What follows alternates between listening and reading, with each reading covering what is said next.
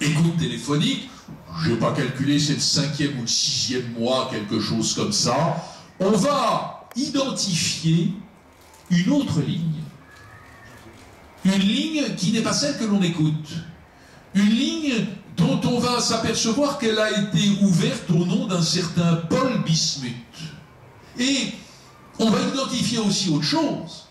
On va identifier que cette ligne est dédiée exclusivement au rapport téléphonique entre Nicolas Sarkozy et son avocat Thierry Herzog. Et on trouve dans un arrêt de la Chambre de l'instruction cette formule que vous allez apprécier à sa juste valeur. Il serait intéressant d'intercepter cette ligne confidentielle. Ah, bien sûr, je pense bien.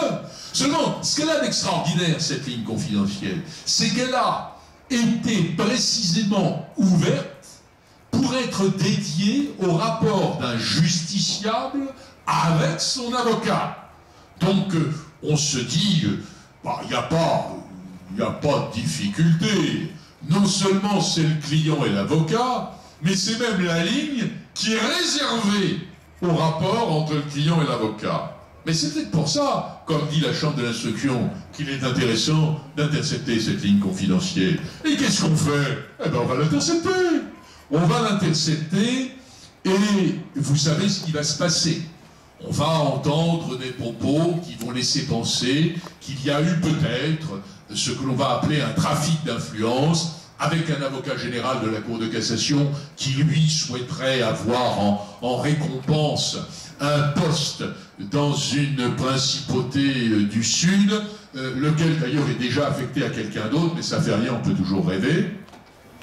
Et qu'en contrepartie de cette promesse d'intervention de l'ancien chef de l'État, il va donner des renseignements sur un dossier qui est à la Cour de cassation et auquel il n'a pas accès. Voilà. Mais c'est ainsi. Autrement dit, il y a un problème sur la légalité de cette écoute. Est-ce que l'on peut, comme ça, placer n'importe qui, pour n'importe quelle raison, sur écoute? Alors, il va y avoir, dans les arrêts, une réponse. À propos du fait que l'on passe, vous l'avez compris, d'un sujet d'écoute, qui est le financement libyen de la campagne de 2007, à un tout autre sujet qu'on n'avait pas prévu, et qu'on découvre par hasard, qui est cet hypothétique trafic d'influence au sein de la Cour de cassation. C'est ce qu'on appelle une procédure incidente, c'est-à-dire une forme d'infraction que l'on trouve, potentielle infraction, que l'on trouve lorsqu'on enquête sur une autre. Et est-ce que la légalité de l'écoute d'origine, celle de l'affaire libyenne, n'est pas problématique? Est-ce que c'était normal de placer l'ancien président de la République sur écoute pendant des mois et des mois alors qu'on ne trouvait rien? Eh bien, la Cour de cassation ne s'embarrasse pas trop. Cet acte, c'est-à-dire le placement sous écoute de la ligne en question, ayant été accompli dans une procédure étrangère au dossier qui lui est soumis, puisque le dossier qui lui est soumis, c'est celui du trafic d'influence, et la décision d'interception n'étant par ailleurs susceptible de recours. Autrement dit, circuler, il n'y a rien à voir, vous n'avez pas vocation, vous, avocat de la défense, à analyser la légitimité, on ne l'a jamais, mais la légalité du placement sous écoute, à supposer que vous défendiez Nicolas Sarkozy, du placement sous écoute de Nicolas Sarkozy dans l'affaire libyenne, puisque ce dont on parle, c'est des écoutes, certes, ab initio de l'affaire libyenne, mais dans une autre affaire. Autrement dit, la commission rogatoire que donnent les juges pour placer sous écoute un individu dans une procédure A ne peut pas être appréciée du point de vue de la légalité lorsque cette écoute donne lieu à une poursuite pour une infraction incidente, imprévue, découverte par hasard dans une procédure B. Donc déjà, ce premier point n'apparaît pas comme susceptible d'un quelconque contrôle. Alors bien sûr, ces arrêts vont dire qu'il s'agit d'une ingérence. Toute écoute téléphonique est une ingérence dans la vie privée, dans le droit à la confidentialité des uns et des autres. Mais, dira la Cour de cassation, c'est une ingérence nécessaire dans une société démocratique pour lutter contre la délinquance. Autrement dit, la vraie problématique, c'est que la légitimité de l'ingérence, le principe de proportionnalité que nous manions, nous, peut-être avec un peu de désinvolture, mais que la Cour de Strasbourg a, elle, utilisé avec peut-être plus de nuances, encore que par les temps qui courent, on va voir que c'est pas sûr, mais ce principe de proportionnalité était définitivement acquis dès lors que l'on est dans une problématique de lutte contre la délinquance. Alors reste à savoir, puisque je vous l'ai dit tout à l'heure, il y a deux notions qui conditionnent la possibilité d'interception et de retranscription des conversations entre un avocat et son client. Reste à savoir ce que veulent dire ces conditions. La première des conditions, c'est évidemment l'exercice des droits de la défense. Qu'est-ce que c'est que l'exercice des droits de la défense dont parlent les arrêts? Je dis les arrêts, vous savez tous pourquoi, parce que comme il y a Nicolas Sarkozy, Thierry Herzog et Gilbert Azibert, l'avocat général de la Cour de cassation, il y a 3 arrêts pour chacun d'eux. Arrêts qui ne sont pas identiques, mais qui en substance sont à peu près les mêmes sur les points essentiels. Donc en réalité, qu'est-ce que c'est que l'exercice des droits de la défense?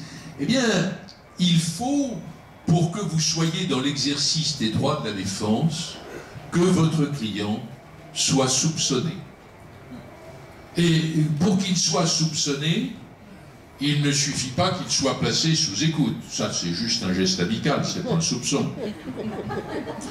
Pour qu'il soit soupçonné au sens de l'ouverture des droits de la défense, il faut qu'il soit soupçonné officiellement. C'est-à-dire qu'il ait été entendu en garde à vue et que vous l'ayez assisté, qu'il ait été entendu comme témoin assisté et que vous l'ayez assisté, ou encore, mieux, qu'il ait été mis en examen. Sinon, vous parlez entre particuliers.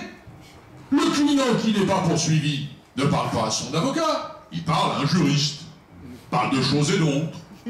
On n'est pas dans le cadre de l'exercice des droits de la défense. Et si vous prenez l'affaire Sarkozy, Sarkozy, dans l'affaire libyenne, il n'a jamais été mis en garde à vue, il n'a jamais été entendu comme témoin, assisté ou pas, il n'a jamais été mis en examen, donc, il n'est pas soupçonné. Donc, on n'est pas dans l'exercice des droits de la défense. D'ailleurs, même si on était dans l'exercice des droits de la défense, resterait encore à savoir si l'avocat avec lequel il s'entretient peut être considéré comme son avocat. La France entière sait que Thierry Herzog est l'avocat de Nicolas Sarkozy. Mais à la Cour de cassation, on n'en sait rien. On en sait d'autant moins quelque chose qu'il est écrit, je cite, « La qualité d'avocat de X ou de Y ne se présume pas. On n'y va pas comme ça.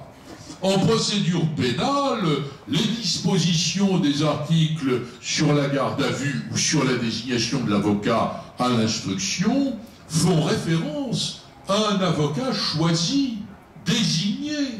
Le simple fait de téléphoner à un avocat ne fait pas de cet avocat votre avocat. Si vous lui parlez de problèmes qui sont uniquement des problèmes de justiciables qui peuvent être posés à un avocat, peut-être, mais qu'est-ce qu'il me dit, moi, Cour de cassation, que c'est votre avocat? Rien du tout. D'ailleurs, si demain vous étiez mis en garde à vue, vous pourriez en désigner un autre.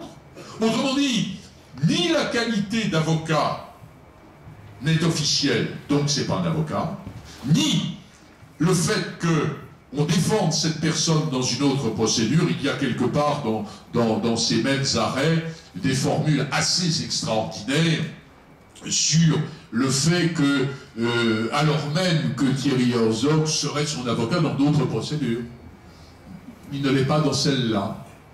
Autrement dit, pour pouvoir écouter quelqu'un tranquillement parler avec son avocat, il faut ouvrir une procédure, j'allais dire bidon, mais enfin je me modère, une procédure qui n'aboutira pas. mettre sur écoute, pouvoir éventuellement saisir des éléments nourrissant une procédure incidente.